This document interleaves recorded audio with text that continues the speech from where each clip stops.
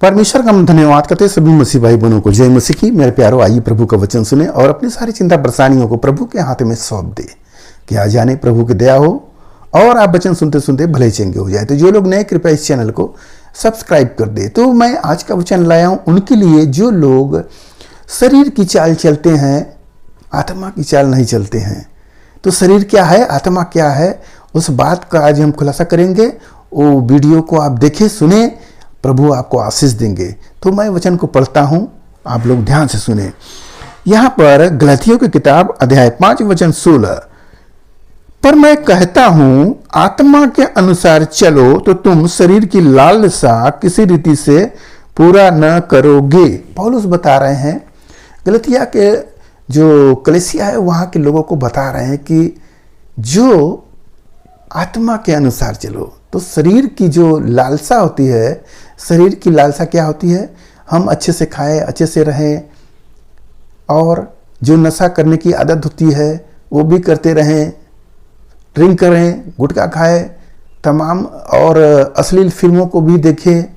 इस तरह का शरीर की लालसा होती है। परंतु आत्मा का क्या चाल होता है, उसी के बारे में पौलुस बता रहे हैं कि तुम आत्मा के अनुसार चलो, तब तुम शरीर की जो लालसाएं है, जो शरीर की अभिलाषा जो होता है, शरीर की इच्छा होती है, उसको तुम मार सकोगे। तो आत्मा और शरीर एक दूसरे के विरोधी हैं। हम पढ़ते हैं, देखिए लिखा है, क्योंकि शरीर आत्मा के विरोध में और आत्मा शरीर के विरोध में लालसा करता है, और वे एक दूसरे के विरोधी इसलिए कि तुम करना चाहते हो वह न करने पाओ। यहाँ पर बता दिया गया कि शरीर और आत्मा एक दूसरे के विरोधी हैं। शरीर आराम चाहता है और संसार की रीतियां जो होती हैं, गलत गलत काम करना, उनको करना चाहता है। प्रभु की सेवा करना नहीं चाहता है, कहता है ये बेकार है, इसमें हम क्यों घुटना मोड़ कर बैठे हैं, ऐसे ही बैठे तो क्या है। खड़े रहना भी उनको पसंद नहीं होता है, कितना आराम चाहते। परंतु आत्मा क्या करता है, आत्मा बीमारी में भी आप रहेंगे तो भी वह आपको खड़ा करेगा और आपको परमेश्वर की महिमा वो निरंतर कराता रहेगा। तो आत्मा के हम चलाए मान चले, न कि शरीर के अनुसार। शरीर जो है आपको परमेश्वर से दूर करता है, और आत्मा जो क्या करता है, परमेश्वर के नजदीक लाता है। तो शरीर तो नष्ट हो जाता है। जैसे लिखा है कि शारीरिक व्यक्ति शरीर पर मन लगाता है और आध्यात्मिक व्यक्ति आत्मा पर मन लगाता है।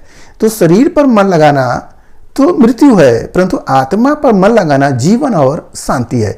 तो हमें शरीर पर नहीं बल्कि आत्मा पर मन लगाए, क्योंकि हमारा शरीर तो नश्वर है, समाप्त होगा, और हम प्रभु के पास जब जाएंगे तो मेरा आत्मा ही जाएगा। तो इस आत्मा के अनुसार जो हम भक्ति करना चाह रहे हैं, उस भक्ति को हम पूरा करें। यही बात पौलुस लोगों को सिखा रहे हैं। और शरीर की चाल जो होती है, मूर्ति पूजा करना, झूठ बोलना, गाली बकना और व्यभिचार करना, तमाम बातें हैं, लुचपन, ये सब बातें शरीर की चाल है। परंतु आत्मा ऐसा नहीं चाहता। आत्मा परमेश्वर से जोड़ता है और शरीर वो परमेश्वर से दूर ले जाता है। इन बातों को पौलुस सिखा रहे कि तुम आत्मा के चलाओ। पढ़ रहा हूं और देखिए लिखा है, यदि तुम आत्मा के चलाए चलते हो तो व्यवस्था के अधीन न रहे। और शरीर के काम तो प्रकट है, अर्थात व्यभिचार, गंदे, लुचपन, ये सब बातें हैं। ये सब बातें हैं शरीर का, और आत्मा का नहीं है। आत्मा के हमें चलाए मान चलना है, न कि शरीर के। तो जब हम आत्मा के चलाए मान चलेंगे तब हम परमेश्वर से जुड़ाव हो रहा है और हम भक्ति हमारी मजबूत हो रही है। यदि हम शरीर के हो रहे हैं तो शरीर आत्मा के विरोध में होता है और आपको लेकर जाएगा उसी गड्ढे में। तो हमें शरीर के नहीं बल्कि आत्मा की ओर ध्यान देना है। तो आज के इस वचन से आपको पता हो गया कि आपको शरीर के अनुसार चलना है या आत्मा के अनुसार। शरीर तो हमें गलत मार्गों पर ले जाता है, परंतु आत्मा सत्य मार्गों पर ले जाता है। तो हमें सत्य मार्ग में चलना है, क्योंकि प्रभु वहीं पर है।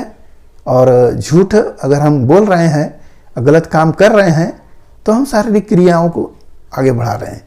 तो हमें आत्मा से जीतना है इस शरीर को। हालेलुया। मेरे प्यारो, आज के इस वचन से जो कुछ मिला उस पर ध्यान करें, प्रभु आपको आशीष देंगे। आइए आपके लिए हम प्रार्थना करें।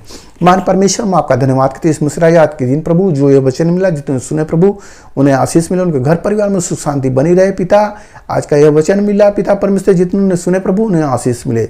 हालेलुया, उन्हें भी प्रभु आत्मा के अनुसार चला पिता, ताकि शरीर के लालसाओं को कभी पूरा करने न पाए। प्रभु हम आपका दया चाहते हैं। धन्यवाद करते हुए प्रार्थना यीशु मसीह के नाम में, आमीन।